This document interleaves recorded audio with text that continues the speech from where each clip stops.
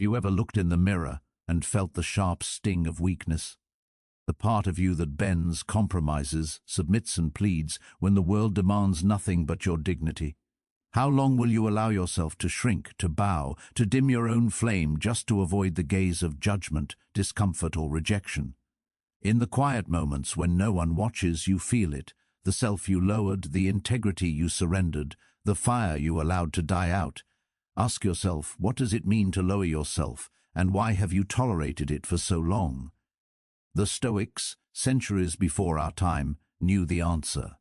Marcus Aurelius, standing amidst the chaos of empire, wrote that no external force could diminish the mind unless the mind allowed it. Epictetus, once a slave, commanded that freedom was never given by chains removed but by chains ignored, by the indomitable control of the inner citadel. Seneca, gazing into the void of human folly, warned that the most fatal degradation is self-inflicted, a slow death of the spirit through consent to mediocrity and compromise.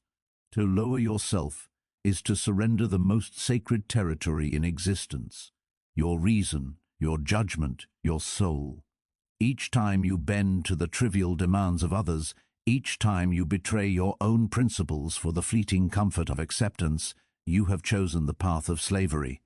And yet, most walk it willingly, blindfolded, mistaking fear for wisdom, submission for civility.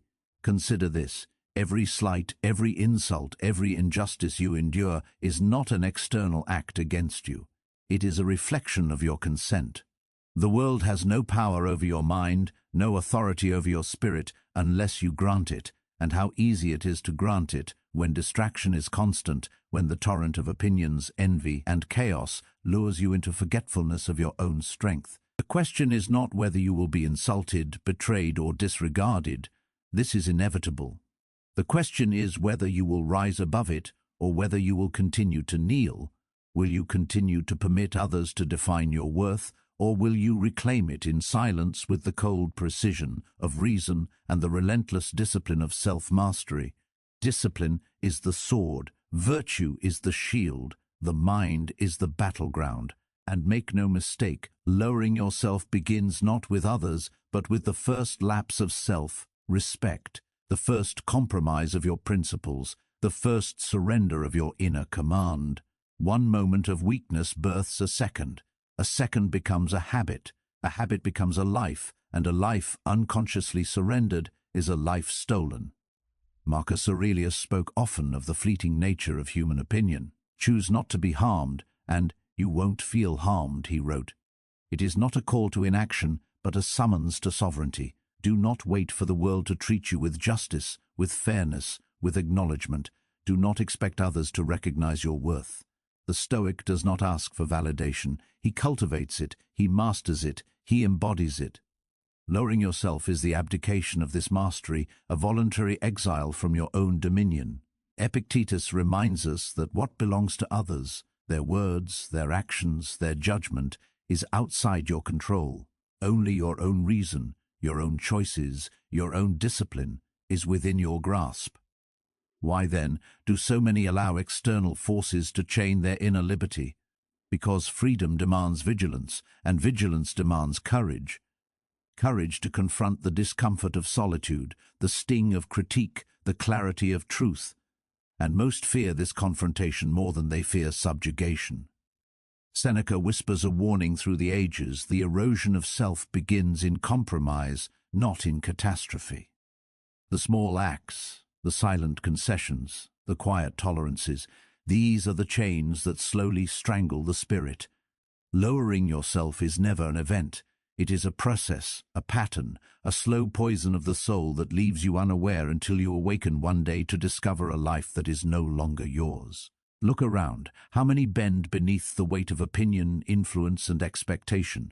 How many trade courage for convenience, integrity for comfort, self-respect for approval? The world applauds the pliable, the agreeable, the easily swayed, but the Stoic applauds the unbroken, the self-commanded, the undiminished. The question is not whether society rewards compromise, it does tirelessly, but whether you will allow its reward to seduce you into submission. There is a darkness to face here, a truth many avoid. Every lowering of yourself is a betrayal of your nature. You were born to reason, to act with virtue, to endure, to master, to rise, to bend beneath the trivialities. To compromise your principles for fleeting approval is to deny your very essence. And yet, the path back is simple, not easy, but simple. A return to sovereignty requires only awareness, reflection, and the relentless application of self-command. Ask yourself in this moment, without distraction, how many times have you allowed your fear, your pride, your desire for comfort to erode your dignity? How many times have you whispered yes when your soul screamed no? How many times have you abandoned your own reason, your own judgment, your own virtue for the mirage of external acceptance? And now, ask yourself, how long will you continue this charade before you reclaim your command? The Stoics teach that the mind is a fortress. It cannot be stormed unless you leave the gates open. The passions, the insults, the pressures, the chaos of the world, they batter the walls ceaselessly, but walls do not fall because of effort. They fall because of neglect. Lowering yourself is leaving the gates unguarded, welcoming the intruder you were meant to repel. Every act of self-respect, every moment of reason, every practice of discipline is a brick in the wall of invincibility. So consider the question that begins this journey. Will you continue to lower yourself, to surrender, to compromise, to kneel beneath forces that hold no true power over your reason? Or will you rise, unflinching, unbending, unbroken, embodying the wisdom of those who mastered themselves, not through fortune or circumstance, but through the relentless command of their own minds? Your mind is yours alone, your virtue is yours alone, your life is yours alone, and it is only when you cease to lower yourself that you begin to reclaim it in full. From this point forward, the choice is yours, and yours alone. The question is no longer whether the world will bend to your will. It will not, but whether you will bend to the world, and in that decision you define the measure of your freedom, the scope of your dignity, and the depth of your sovereignty. The path of self-mastery is littered with illusions, traps that disguise themselves as comfort, safety, or acceptance. You may think lowering yourself is a fleeting compromise, a harmless concession, but it is a seed, a slow-growing poison that entwines itself around your mind, constricting, corrupting, and ultimately consuming. Marcus Aurelius, in the stillness of his chambers, wrote not for applause or attention, but for survival of the soul. Waste no more time arguing what a good man should be, he instructed. Be one. Notice the weight of his command. It is not advice, it is a summons to confront yourself with the unflinching gaze of truth. You are either master of yourself or you are a slave, and there is no middle ground. The act of lowering yourself is not external, it is internal. It begins in thought, before it manifests in word or deed. A mind that tolerates insult, a mind that bends beneath expectation, a mind that yields its reason to passion or fear. This mind is already shackled. Epictetus, who knew the chains of both circumstance and society, declared that no one can hurt you without your consent. The chains of the world are meaningless unless you allow them to touch the inner citadel. The problem is not the insult, the betrayal, the humiliation. It is your failure to recognize that your own mind is the seat of sovereignty. When you lower yourself, you abdicate that sovereignty. Consider the mechanics of this abdication. You allow the voice of fear to override the voice of reason. You allow the desire for approval to outweigh the pursuit of virtue. You allow fleeting discomfort to dictate choices that define eternity within you. Each concession is a brick removed from the fortress of the self. Each compromise erodes the foundation of dignity, clarity, and power. By the time you awaken, your walls are crumbled, your reason dulled, and your spirit fatigued.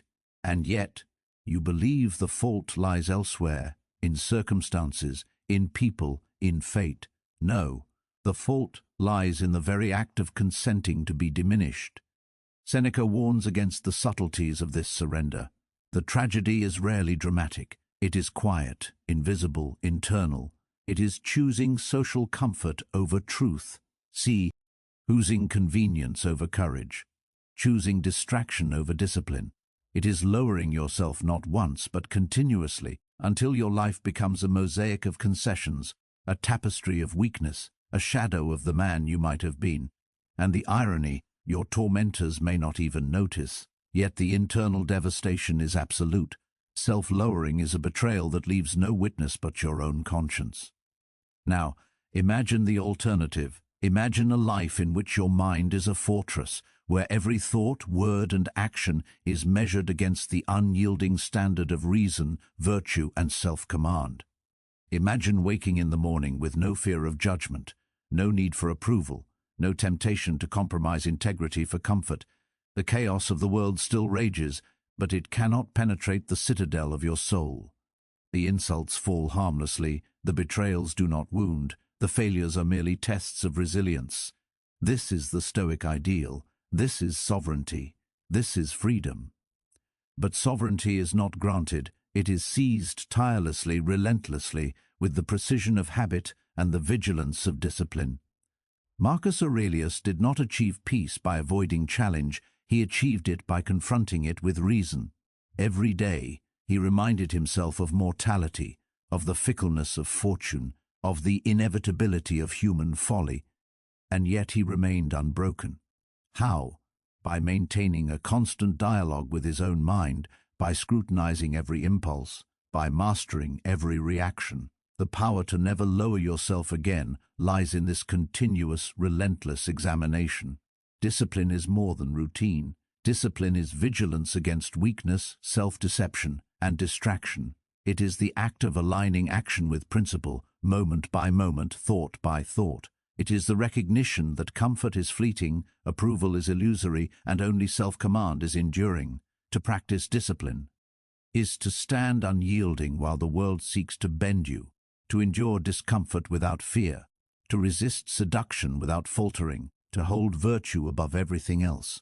Without discipline, the Stoic is a dreamer. With it, he is an immovable force. Consider the storms of life, betrayal, loss, humiliation, chaos. They come to all. No man is spared, and yet the man who has never lowered himself meets them differently. He does not rage, he does not panic, he does not plead, he observes, he reasons, he acts with precision. His mind is not caught in reaction but is the master of response. Pain is inevitable, suffering is inevitable, humiliation is inevitable. Weakness, however, is optional. Every time you bend beneath what you cannot control, you strengthen chains that bind only your own spirit. Epictetus teaches that we suffer not from events but from judgment. Lowering yourself is judgment distorted by fear, by desire, by attachment. You believe that yielding brings safety, that compromise brings peace, that subservience brings advantage. But these are illusions.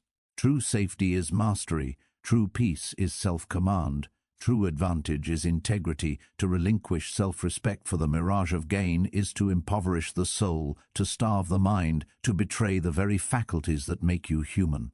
And yet this is the challenge. It is far easier to capitulate than to stand.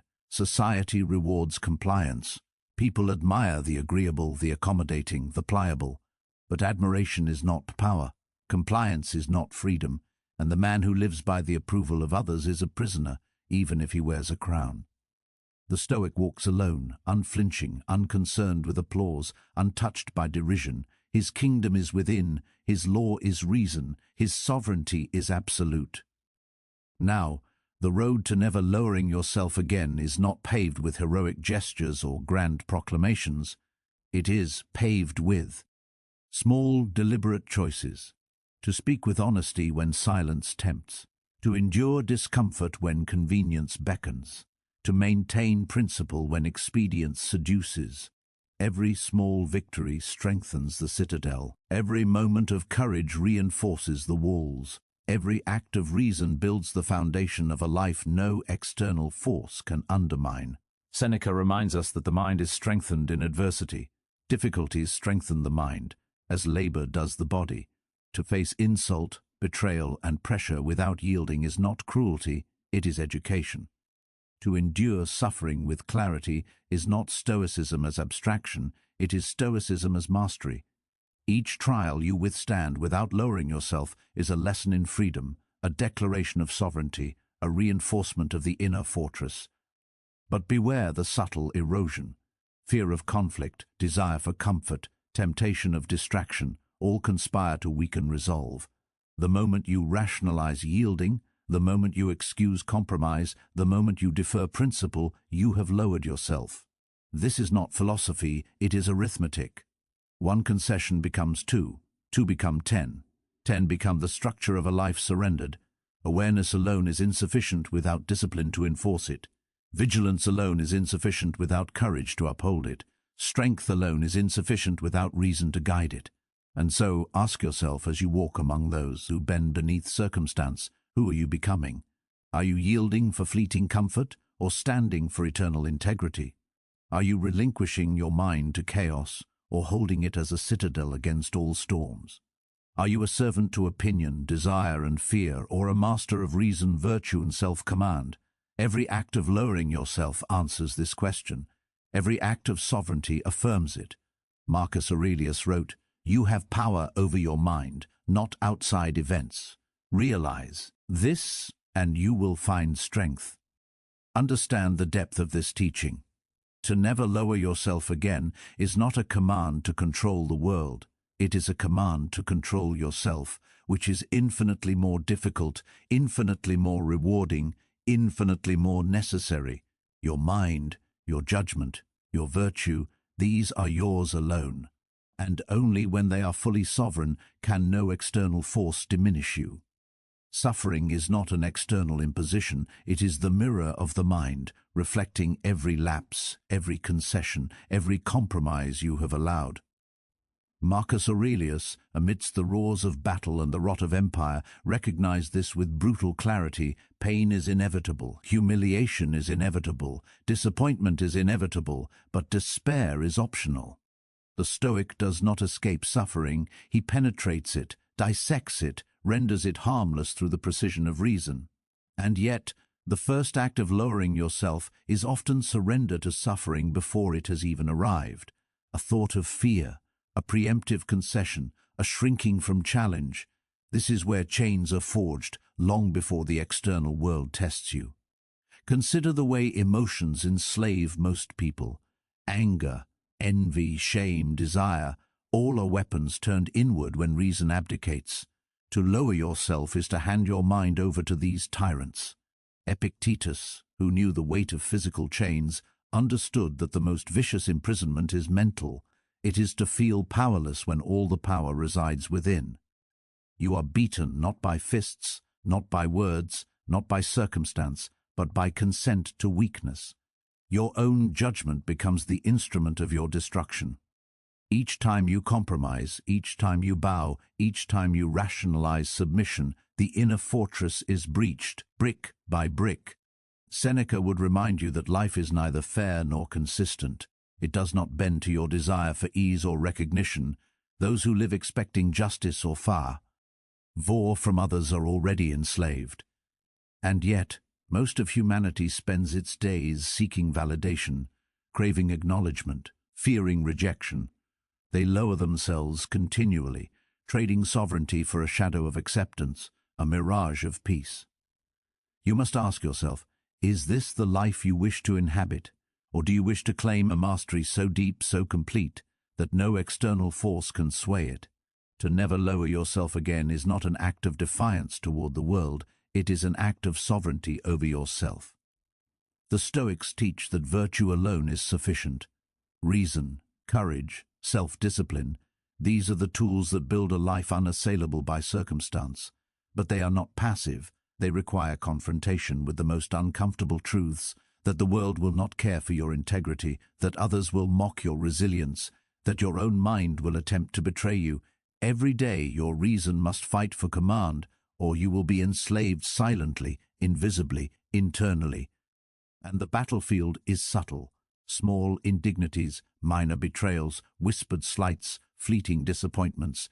These are the moments that shape character, if you allow them to. Lowering yourself is often not a dramatic act, but a quiet acquiescence, a whisper of fear, a momentary choice of comfort over principle. Observe closely when you endure insult without rising, when you accept injustice without assertion, when you silence yourself to avoid conflict. You are lowering yourself. It is incremental, almost imperceptible, yet catastrophic. The mind, once compromised, cannot regain its full sovereignty without effort, reflection, and relentless discipline. Marcus Aurelius reminds us to prepare for these trials before they arrive. Anticipate the insult, the betrayal, the fear, the doubt, and stand ready. The mind that practices sovereignty in advance does not bend when the storm comes, it bends. The storm itself. Preparation is not cowardice, it is mastery. It is the recognition that the only power worth fearing is the power we grant to external events over our internal command. Lowering yourself is giving that power away. Resisting it is reclaiming it. The exercise of self-command is relentless because the mind is not naturally disciplined. Left unchecked, it drifts toward weakness, toward compromise, toward self-betrayal. Epictetus wrote that the mind follows habit. Habit is choice repeated.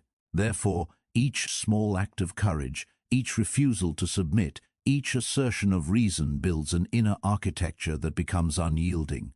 Conversely, each act of lowering yourself, each concession, each surrender, builds the architecture of subjugation.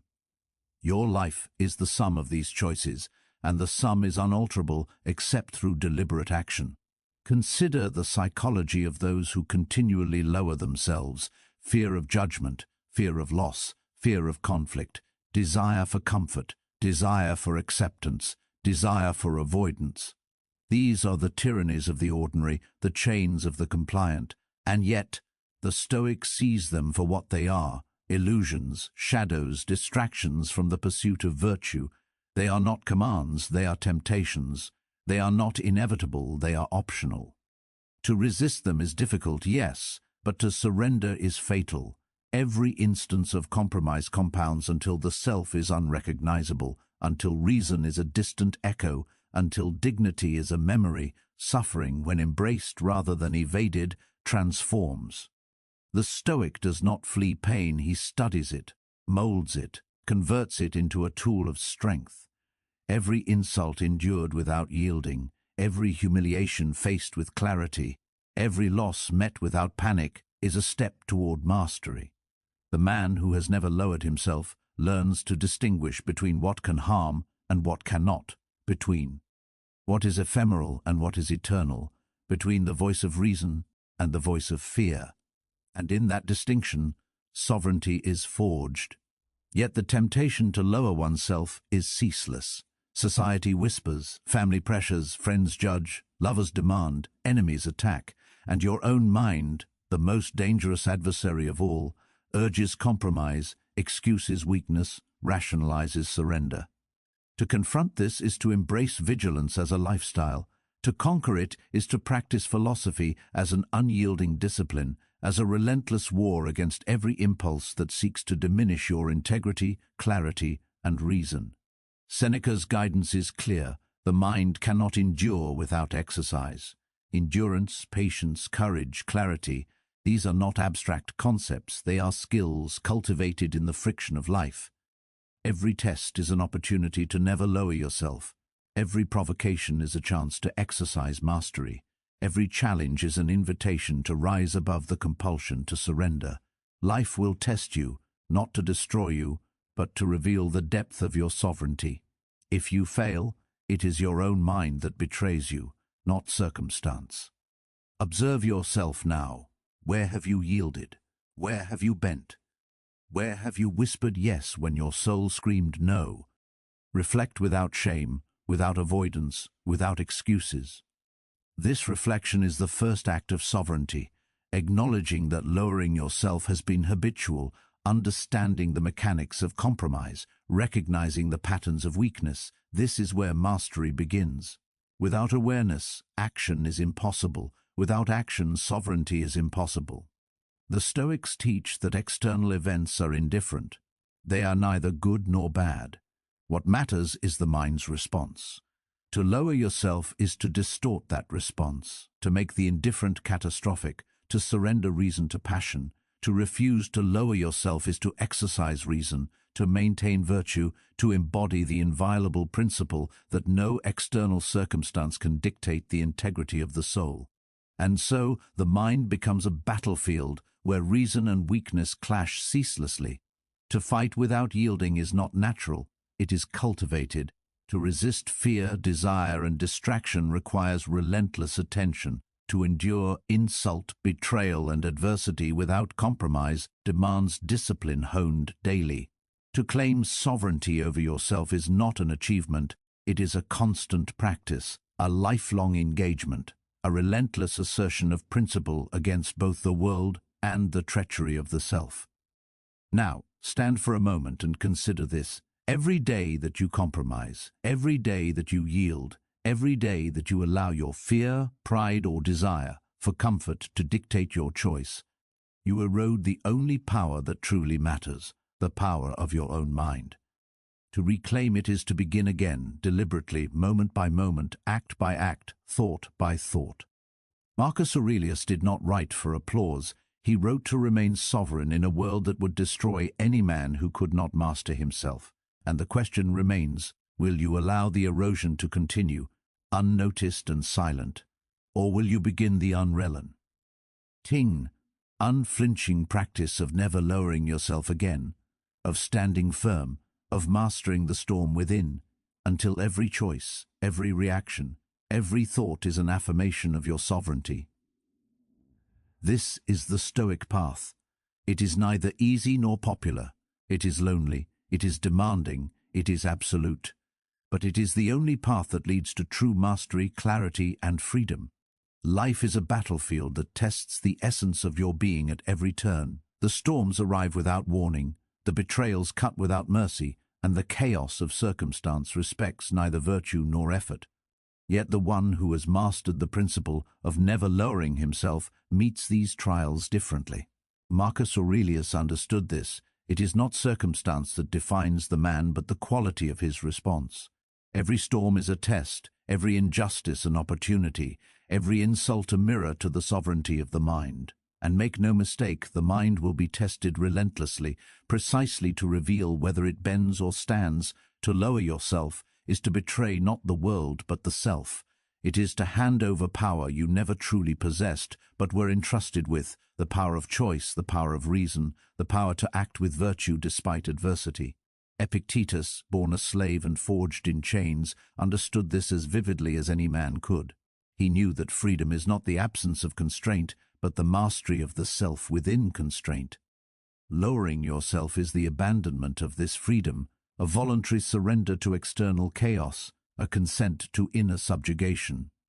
Consider the subtlety of these compromises. Society whispers constantly, avoid conflict, seek approval, accommodate others, silence yourself to preserve peace. Each small concession appears harmless, even rational. Yet it is in these moments, imperceptible but cumulative, that the fortress of the self is breached. One bend, one compromise, one surrender becomes many. The walls erode not with thunder, but with a steady drip of self-neglect. Virtue, once ceded, is difficult to reclaim. Clarity of mind, once sacrificed, is slow to return. Sovereignty, once surrendered, is earned only through relentless effort. Seneca warns that life is merciless, and the greatest cruelty is often self-inflicted.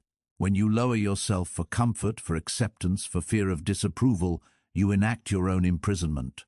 The world does not force these chains upon you, you forge them willingly. Each act of concession, each compromise, each rationalization is a link, and soon the soul that could have been sovereign finds itself bound, not by circumstance, but by habit. Freedom exists only where self-command reigns, and to yield is to lose it. Resilience is the antidote. It is the practice of standing firm when every impulse demands surrender.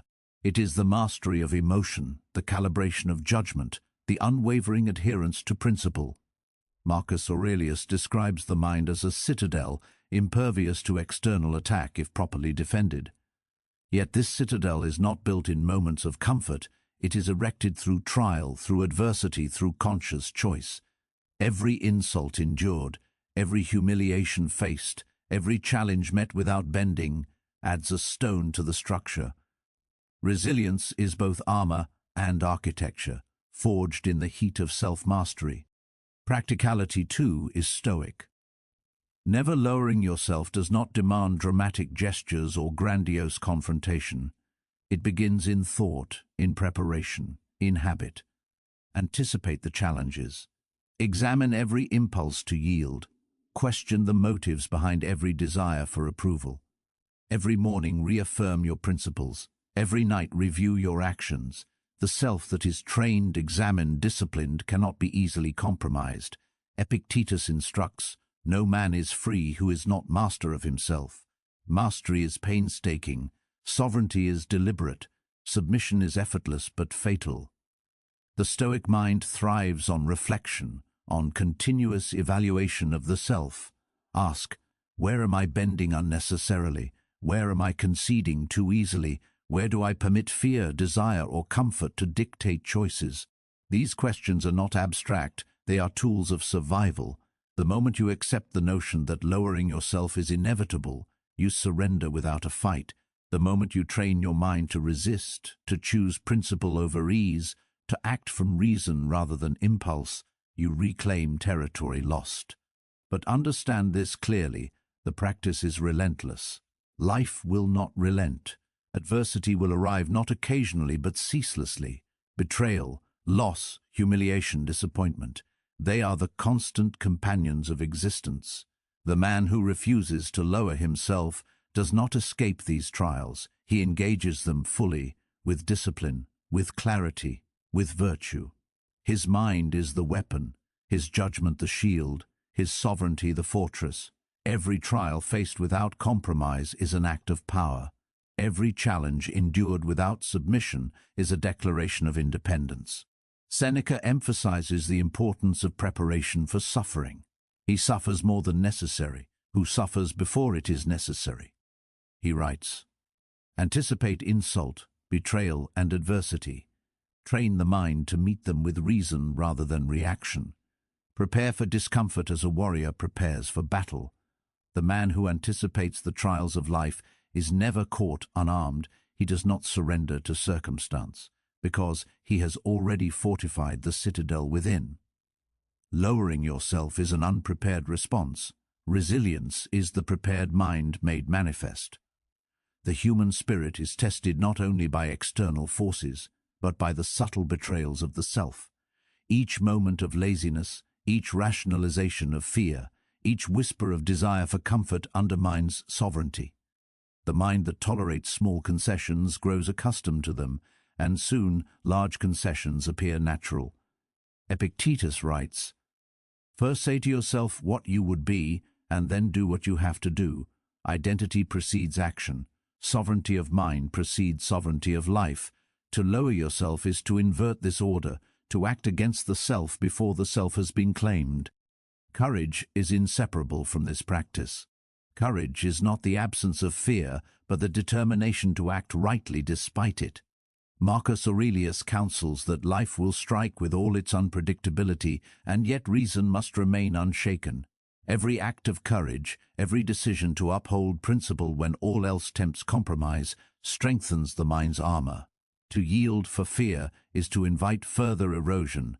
To stand unmoved is to cultivate invincibility. Courage, vigilance, discipline, these are the triad that protects sovereignty. Now reflect, how often do you lower yourself to avoid discomfort?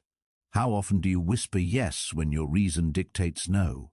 How often do you bend beneath expectation, pressure, or fear?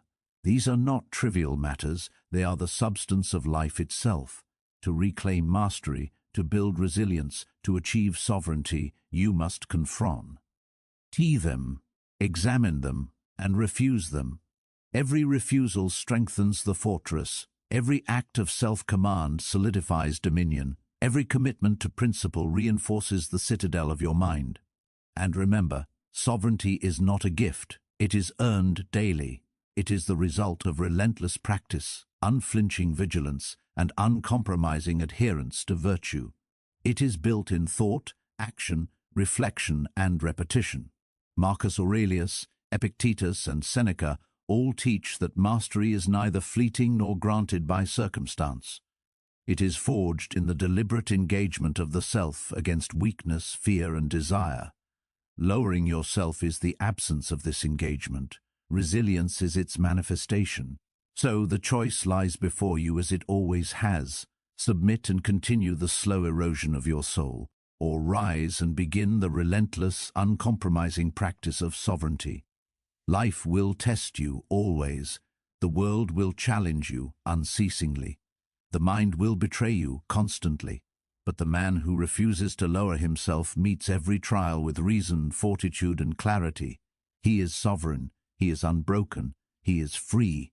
Virtue is the ultimate measure of sovereignty. It is the unyielding standard against which every action, thought, and impulse must be tested. Marcus Aurelius reminds us that external circumstances can never dictate the moral compass of the soul, only the self can. To lower yourself is to abandon virtue in pursuit of comfort, approval, or avoidance of suffering. The man who refuses this surrender recognizes that every compromise corrodes the soul, diminishes reason, and distances him from the life he was meant to embody. Consider the mastery of emotions, the most treacherous battlefield of all. Anger, fear, desire, shame. These are not external attacks, but internal invaders, capable of subverting reason with insidious persistence. Lowering yourself is the act of yielding to these invaders. It is choosing immediate relief over enduring strength, fleeting comfort over eternal integrity. Epictetus teaches that the mind is disturbed not by events but by judgment. To master the self is to reject the judgments that demand submission, to act in accordance with reason rather than impulse. Adversity is the crucible in which virtue is tested. Life does not offer ease or comfort to those who aspire to sovereignty. Betrayal cuts, loss stings, humiliation burns. Yet these are not the enemies of the Stoic, they are the instruments of mastery. Every challenge faced without lowering yourself strengthens the citadel within. Every humiliation endured without compromise hammers another brick into the fortress of reason. Each insult or betrayal is an opportunity to exercise virtue, to act from principle rather than passion, to demonstrate that no external force can diminish your integrity. Seneca warns that most humans are enslaved not by chains, but by attachment to comfort and approval. To bow beneath circumstance, to rationalize compromise, to fear judgment, these are the true shackles. Every moment spent acquiescing to desire, fear, or opinion is a moment of surrender, and the more frequently you surrender, the more natural it becomes. Eventually, self-lowering is no longer an act but a habit, a defining feature of existence, a silent death of the soul. Only vigilance, practice, and unwavering adherence to virtue can prevent this slow erosion. Virtue demands courage, the courage to act rightly even when fear tempts, when desire seduces, when opinion opposes. Marcus Aurelius wrote of the necessity of living as though every action were a reflection of your highest self. There is no compromise in virtue. There is no bargaining with principle. To lower yourself is to betray the highest command, to act as the architect of your own soul, as the master of your own mind. Courage, in the Stoic sense, is not heroism displayed in public. It is the private, unflinching refusal to surrender integrity to circumstance. Emotional mastery is inseparable from this courage. The mind that bends to fear, desire, or anger is a mind already compromised. Epictetus instructs that the seat of sovereignty is within. External events, insults, betrayals, chaos, all are indifferent. Only judgment, only response, only adherence to reason matters. To lower yourself is to invert this understanding. It is to allow external trivialities to dictate internal reality. The Stoic mind cultivates detachment without apathy, control without rigidity, resilience without cruelty. Every emotion is acknowledged, examined, and acted upon only in accordance with principle. Resilience is forged in adversity, refined in discipline, and maintained through constant self-examination. Seneca advises that the obstacle is never external. It is within, in our own surrender, hesitation, or compromise. Every man who bows beneath difficulty, who rationalizes submission, who sacrifices principle for ease, becomes the architect of his own captivity. The Stoic rejects this path. He does not avoid hardship, he meets it with clarity. He does not seek comfort, he embraces challenge. He does not fear judgment, he remains steadfast in reason. Every test endured without lowering oneself is a reinforcement of sovereignty. To act virtuously, to resist emotional subjugation, to refuse self-lowering requires awareness. Daily reflection is necessary. Each morning, anticipate the trials ahead. Examine your impulses, your fears, your desires. Each evening, review your actions, your responses, your concessions. Marcus Aurelius spent his life in this practice, writing not for recognition but for self-command. The fortress of the mind is built brick by brick, decision by decision, reflection by reflection. To surrender even a single act of reason is to weaken the walls. To maintain mastery in a single moment is to strengthen them indefinitely. Every insult you endure, every betrayal you face, every loss you encounter becomes a canvas for virtue if met with sovereignty. The man who has never lowered himself does not rage, plead, or despair. He observes, he reasons, he acts with precision. Pain, humiliation, and injustice are inevitable, but weakness is optional. Every concession to fear or desire is an act of self-betrayal. Every decision to act from reason is an affirmation of freedom. The Stoic practices this daily, privately, relentlessly. Seneca writes that happiness is not in external things, but in the soul's alignment with virtue.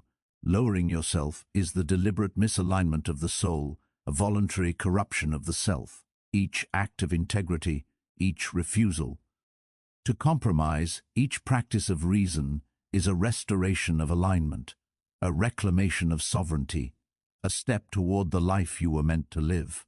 To never lower yourself again is to commit to this alignment unflinchingly, despite discomfort, insult, or adversity. The world will attempt to lure you into compromise at every turn. Approval, comfort, safety, avoidance. These are powerful temptations. Yet to resist them is to exercise mastery. Marcus Aurelius urges vigilance over the mind. Epictetus commands freedom through self-command. And Seneca teaches that surrender is the slowest path to destruction.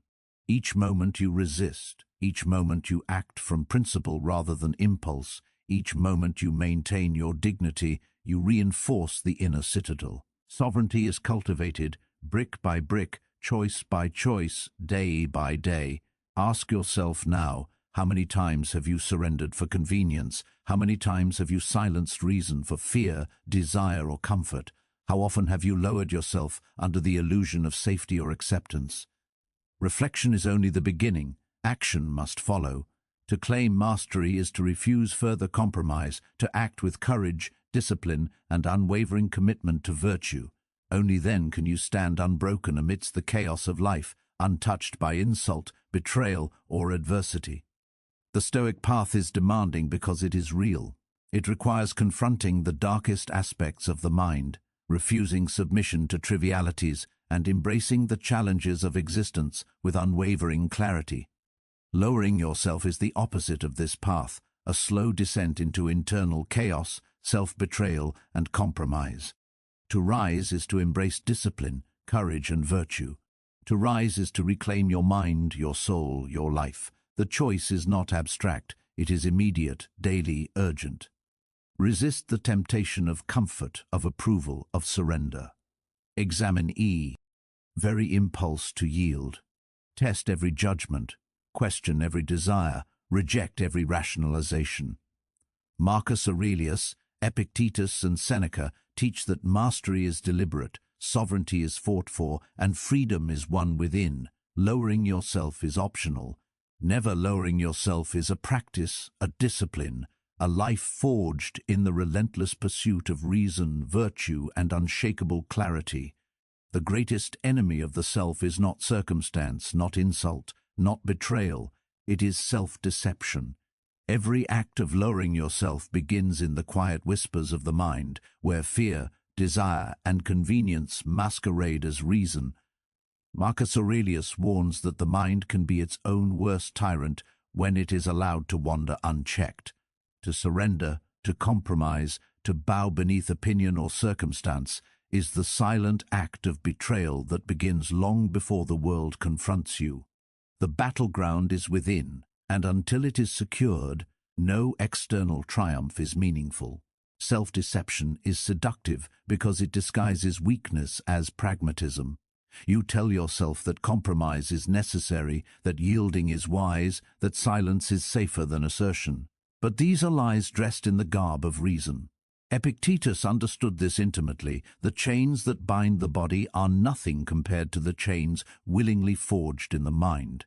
Lowering yourself is never a reaction to the world. It is a conscious or unconscious decision to allow your mind to be dominated by fear, desire, or distraction. Sovereignty is not gifted, it is seized through relentless awareness and deliberate action. The first step in this conquest is brutal honesty. Examine every moment you have bent to convenience, to approval, to fear. Reflect without excuse, without rationalization, without shame. Shame is wasted energy, rationalization is a trap. What remains is truth. The truth is often uncomfortable, sometimes terrifying, but always liberating. To acknowledge your own complicity in self-lowering is the first act of sovereignty. Awareness is not mastery, but it is the gateway. Without it, the mind drifts, the spirit erodes, and the fortress crumbles brick by brick. Suffering, then, becomes a teacher. Every insult endured, every humiliation faced, every failure encountered offers a lesson in vigilance and resilience. Seneca emphasizes that difficulty is a forge. It tempers the soul, strengthens reason, and reveals weakness where it lies hidden. The Stoic does not avoid suffering. He penetrates it, understands it, and converts it into the instrument of mastery. Lowering yourself is the act of fleeing from this forge, of refusing to be tempered, of allowing adversity to wound rather than teach. The mind's habits are the most insidious of all tyrants. One concession leads to another, one compromise to a pattern, one lowering to a life unconsciously surrendered. Marcus Aurelius describes life as a series of moments, each a choice between reason and surrender. The man who repeatedly chooses compromise may not notice the slow erosion of his sovereignty until he awakens in a life that is no longer his own. Every act of mastery, however, is cumulative. Every refusal to yield, every assertion of reason, every act of discipline strengthens the fortress, fortifies the walls, and reclaims territory lost. Practical vigilance is essential. Anticipate the moments when the mind is tempted to yield. Recognize the patterns of self-lowering, fear of conflict, desire for approval, attachment to comfort, avoidance of pain. Each of these is a test, an invitation to act with courage and clarity. Epictetus instructs that what belongs to others, their words, their actions, their judgments, is beyond your control. What belongs to you, your mind, your reason, your judgment, is within your grasp. The man who refuses to lower himself exercises command over what is truly his and leaves the irrelevant powerless. Emotional mastery is the cornerstone of sovereignty. Anger, envy, shame, fear, desire. These are not merely emotions, they are instruments that can either enslave or liberate. To lower yourself is to yield to them, to allow them to dictate choices, to permit them to erode reason. To master them is to act with discipline, clarity, and adherence to principle regardless of internal turbulence. Marcus Aurelius writes that a man's worth is measured by the quality of his response, not the nature of the trial. Every time you respond with reason rather than reaction, every time you act with virtue rather than impulse, every time you refuse to surrender your dignity, sovereignty is reinforced. The fortress of the self is maintained not only through resistance but through preparation. Anticipate adversity as a warrior anticipates battle. Reflect daily on the weaknesses that tempt you. Train the mind to act from principle. Develop habits that reinforce sovereignty, silence when provoked, patience when insulted, discipline when desire calls. Seneca teaches that happiness lies not in external circumstance, but in the soul's alignment with virtue. Every act of mastery, every moment of refusal, every brick added to the fortress contributes to this alignment. The subtlety of self-lowering is that it often masquerades as necessity. You rationalize, you justify, you excuse. The world's chaos, the opinions of others, the pressures of circumstance, they are distractions, not commands. The man who never lowers himself sees this clearly. He surrenders nothing but what he allows himself to surrender. Every act of compromise is voluntary. Every concession is chosen. Sovereignty is not inherited. It is claimed through deliberate engagement, relentless awareness, and unwavering adherence to principle. Reflection alone is insufficient. Awareness without action is a trap. Daily practice, relentless vigilance, and courage in the face of fear are essential. Each time you are tempted to yield, ask, does this action honor reason? Does it uphold virtue? Does it preserve sovereignty? If the answer is no, then yield nothing. Marcus Aurelius counsels constant self-examination, not as a philosophical exercise, but as a practical tool of mastery. Every decision, every impulse, every reaction is a brick in the fortress. To abandon a brick is to weaken the walls. To defend it is to fortify the mind. The world is relentless in testing the boundaries of the self. Insults, betrayals, pressures, and chaos are inevitable. But to lower yourself is optional. Epictetus reminds us, freedom is the mastery of what is within your control. The external is indifferent. It can neither harm nor heal unless permitted. Every act of self-lowering is permission granted to chaos. Every act of self-mastery is refusal, assertion, reclamation. The Stoic does not evade trials, he meets them with reason, discipline, and unwavering virtue. Ask yourself now, how often have you permitted your own mind to dictate compromise? How often have you rationalized surrender, silenced your principles, or bent beneath fear or desire? These are the moments that define sovereignty. Reflection alone is insufficient. Deliberate action is required. Reclaim every moment you have surrendered. Reinforce every act of discipline. Fortify every choice with reason and courage.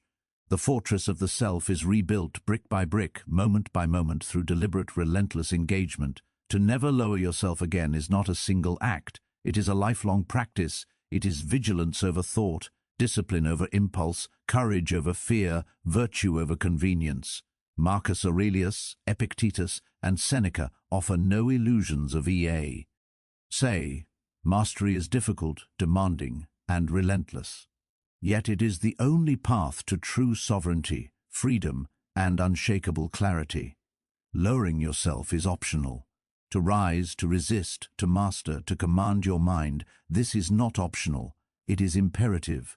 The moment of confrontation arrives inevitably. Every man is tested, not by circumstance alone, but by the restless turbulence within. Fear whispers insidiously, desire seduces with illusion, weakness tugs at reason like a silent predator. Marcus Aurelius reminds us that life is fleeting, frail, and indifferent, yet the mind is eternal if it is not surrendered. To lower yourself is to betray this eternity, to prefer temporary comfort to timeless sovereignty. The Stoic does not avoid this confrontation. He enters it unflinching, armed with reason, fortified by discipline, and guided by virtue. Fear is the most cunning of adversaries. It masquerades as prudence, caution, even wisdom. You convince yourself that submission is safety, that compromise prevents harm, that lowering yourself avoids danger. Epictetus teaches that these are illusions, tricks of the mind that seek to enslave the spirit. Real danger is not in external events, it is in consent to weakness. The man who bends beneath fear surrenders power before it is even challenged. The man who faces fear, acknowledges it, but acts from reason, claims sovereignty over both the mind and the moment. Desire is equally treacherous. The hunger for approval, the craving for comfort, the longing for distraction, these are chains gilded with pleasure. Lowering yourself is the act of opening the gate to these chains, allowing fleeting satisfaction to dictate choices of lasting consequence. Seneca warns that attachment is the slowest form of captivity. Every act of yielding to desire diminishes reason, erodes virtue, and distances the self from mastery. The Stoic does not any pleasure, but does not permit it to dictate action. He separates impulse from principle, desire from discipline, sensation from sovereignty. Weakness, the quietest predator of all, hides in subtle concessions. One small compromise, one rationalization, one moment of avoidance appears harmless. Yet it is the gateway through which erosion enters. Marcus Aurelius writes that the mind is like a fortress. Every lapse, no matter how small, is a breach. The man who tolerates weakness invites more, until the walls crumble, and the spirit that could have been sovereign becomes captive to habit, fear, and desire. To resist weakness is to stand firm against the slow, invisible corrosion of the self. Sovereignty is not the absence of challenge, it is mastery of response. Every trial, every insult, every betrayal, every disappointment is an opportunity. The Stoic understands that adversity is not punishment, but education. The world offers tests not to destroy the soul, but to reveal its capacity for discipline, courage, and virtue. To lower yourself is to fail the test before it is given. To rise, to endure, to act with reason and principle is to pass it. To forge mastery from the fires of life, to demonstrate that no external chaos can diminish the mind that refuses surrender. Daily practice is essential. Virtue is neither spontaneous nor granted. Each day presents opportunities to compromise or command. Every interaction, every decision, every thought is a choice. The Stoic does not act occasionally with courage, he acts continuously with vigilance. Epictetus instructs that freedom is achieved by the disciplined exercise of reason. Marcus Aurelius counsels constant reflection and correction. Seneca demands unflinching commitment to virtue. To never lower yourself again is not a singular act, it is the habitual cultivation of sovereignty, forged moment by moment, thought by. The human mind, left unchecked, drifts toward surrender. Habits of avoidance, rationalization, fear, and desire accumulate silently, imperceptibly, until life is unconsciously compromised. To resist this drift requires continuous awareness.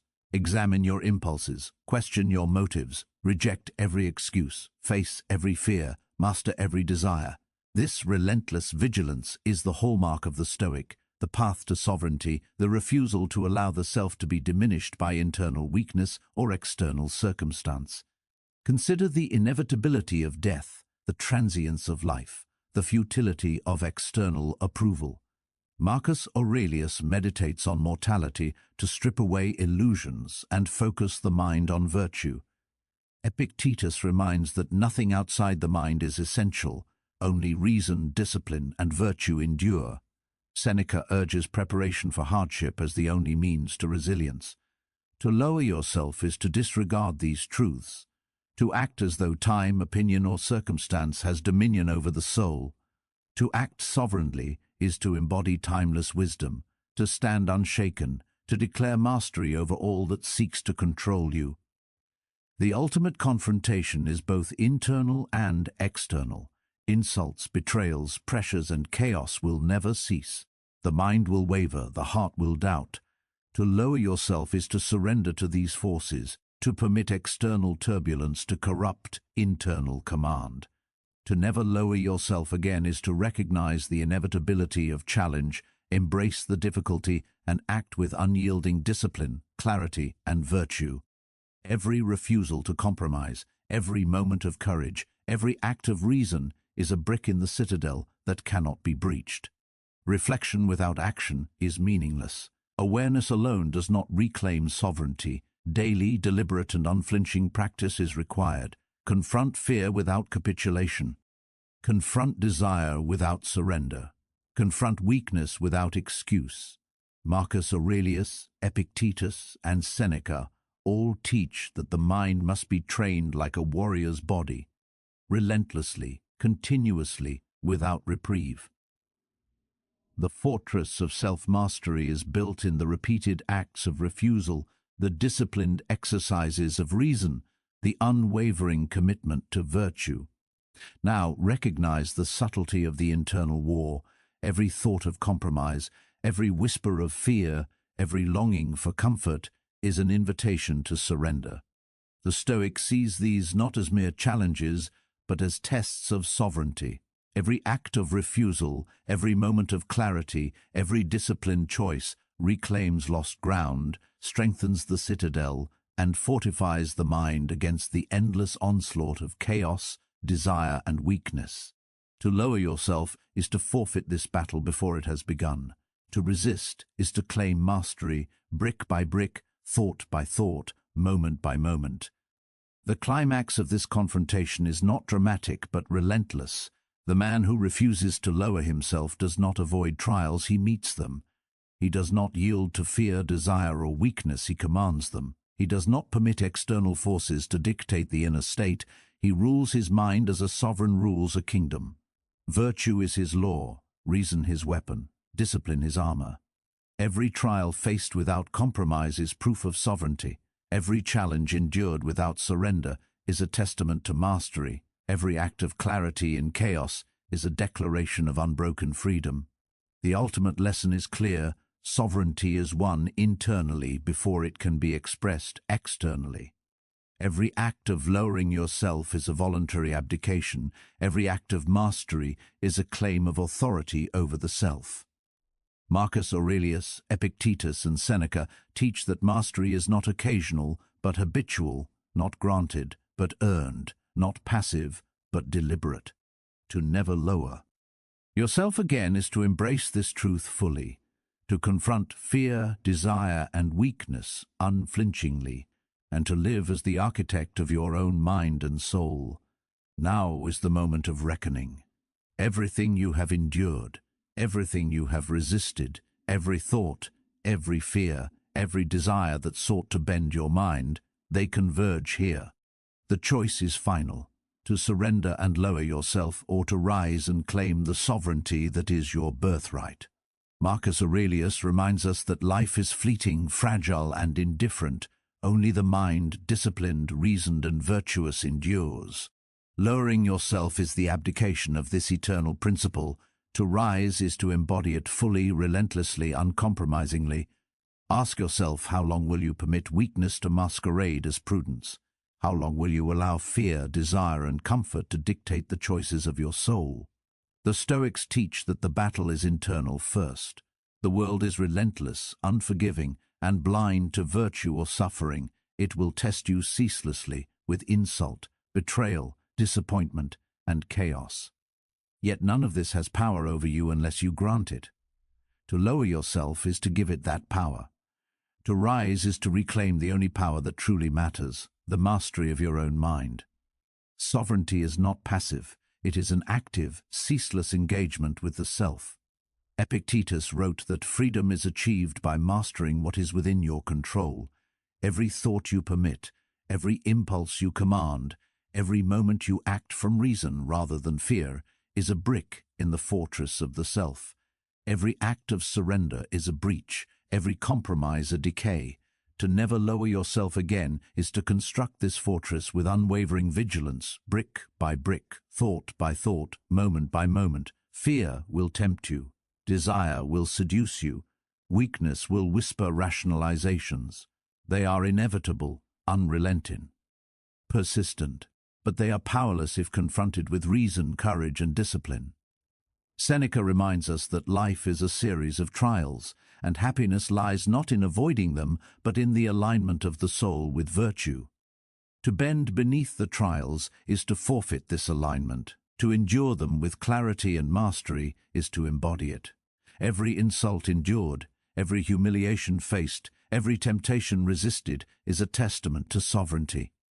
Your mind is the final battlefield. Here lies the decisive confrontation. Will you consent to be diminished, or will you command the full force of your reason and will? Lowering yourself is easy, convenient, temporary. It promises relief, acceptance, avoidance, but it delivers loss of virtue, loss of clarity, loss of sovereignty. Rising is arduous, demanding, lonely. It requires courage when fear is near, discipline when desire tempts, vigilance when weakness calls. But rising delivers freedom, mastery, power over yourself that no external circumstance can ever strip away. Marcus Aurelius writes, "You have power over your mind, not outside events. Realize this and you will find strength. This is not a mere aphorism, it is a law, absolute and unyielding. Every act of lowering yourself defies this law. Every act of sovereignty affirms it. The mind that refuses compromise, that resists weakness, that meets adversity with reason, is invincible. The man who has mastered this does not collapse beneath insult, betrayal, or chaos. He remains unbroken, clear, and sovereign. The practice is relentless. Every morning, remind yourself of your principles. Every evening, examine your actions. Anticipate the trials, confront the temptations, resist the seductions. Train the mind as a warrior trains the body. Discipline is the armor, virtue is the law, reason is the sword. Epictetus, Marcus Aurelius, and Seneca offer no illusions of ease. Mastery is earned in the quiet, unglamorous, relentless acts of refusal and assertion. To never lower yourself again is to live as a sovereign of the mind in a world that seeks to dominate it at every turn. And now, look within. Look at every moment of compromise, every act of surrender, every yielding thought that has weakened your mind. Acknowledge it, accept it, and then release it. These acts do not define you unless you allow them to. What defines you is the moment you stand, the decision to reclaim sovereignty, the refusal to ever lower yourself again. The fortress of the mind is yours to build, brick by brick, thought by thought, action by action. Let no fear, no desire, no weakness ever breach it again. Rise now, stand unflinching amidst chaos, endure humiliation without surrender, face betrayal without compromise. Let every insult bounce off the armor of reason. Let every temptation to yield meet the wall of discipline. Let every challenge reveal the strength of a mind that refuses to be diminished. Marcus Aurelius, Epictetus, and Seneca offer this knowledge not as comfort, but as command. Mastery is your duty, sovereignty your obligation, clarity your prize. Do not delay. Every moment of hesitation is a moment surrendered. Every instance of compromise is a brick removed from the fortress of your mind. Act with urgency, act with courage, act with discipline. Stand firm in the principle that no external circumstance, no opinion, no fear, no desire will ever lower you again. You are sovereign. You are unbroken. You are free. And remember, the path you walk is not solitary, for the teachings are immortal, and the wisdom of the Stoics lights the way. Let this be your daily practice, your relentless discipline, your unwavering law, to never lower yourself again, to claim mastery over the mind, to embrace virtue above all else, to face life with clarity, courage, and sovereignty. This is your summons, your call, your moment. Rise as the architect of your mind, the master of your soul, and the commander of your life. Let every day be an affirmation of this sovereignty. Let every thought, every choice, every action reflect the unyielding principle, never lower yourself again. And as you step forward into this unbroken life, remember the guide that walks with you in this journey, Stoicism Notebook. Here lies the knowledge, the practice, and the unflinching philosophy that will sustain your mind against all chaos, all fear, all temptation. Rise, master yourself, never lower yourself again,